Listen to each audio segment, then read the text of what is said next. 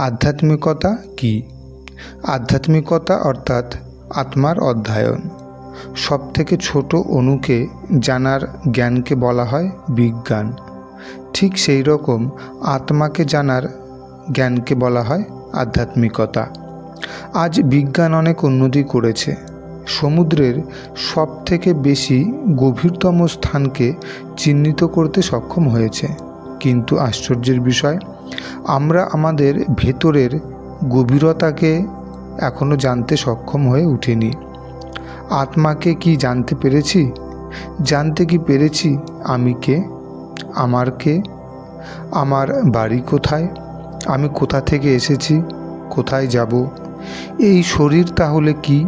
জন্ম আর মৃত্যু কি? জন্মই বা কেন হয় আর মৃত্যুই বা কেন হয়? কখনো সুখ, কখনো দুঃখ, কেন এমন হয়? এমন হাজারো প্রশ্ন আছে যেগুলি আমাদের অজানা।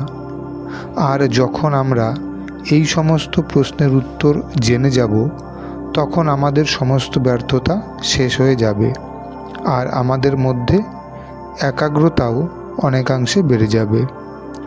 আজ অজ্ঞানতার জন্যই মানুষের জীবন বিকারী হয়ে পড়েছে, অশান্ত হয়ে উঠেছে, দুঃখে জর্জরিত হয়ে পড়েছে।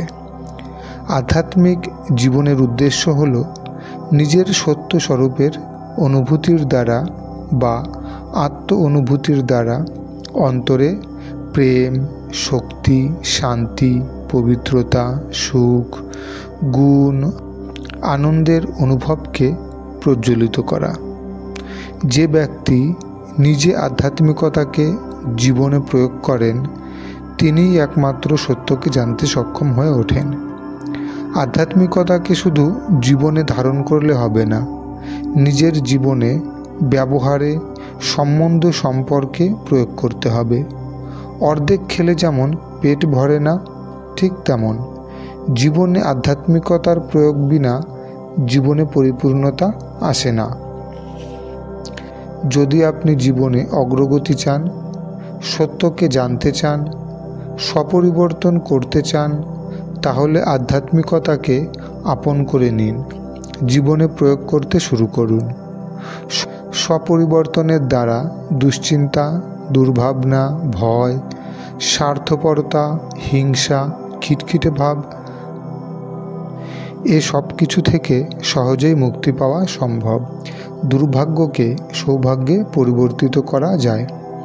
আধ্যাত্মিকতার দ্বারা পরমাত্মাকে জানা সম্ভব হয়। এমনকি আধ্যাত্মিকতার দ্বারা আত্মা স্বচ্ছ হয়ে ওঠে, আত্মা পরিপূর্ণ হয়ে ওঠে, জ্ঞান, গুণ, শক্তির সম্পদে সুসজ্জিত হয়ে ওঠে।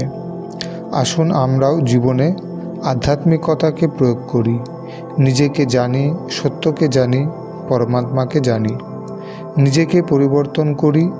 নিজেকে পরিবর্তন করতে পারলে তবেই তো আরেকজনকে পরিবর্তন করতে পারবো।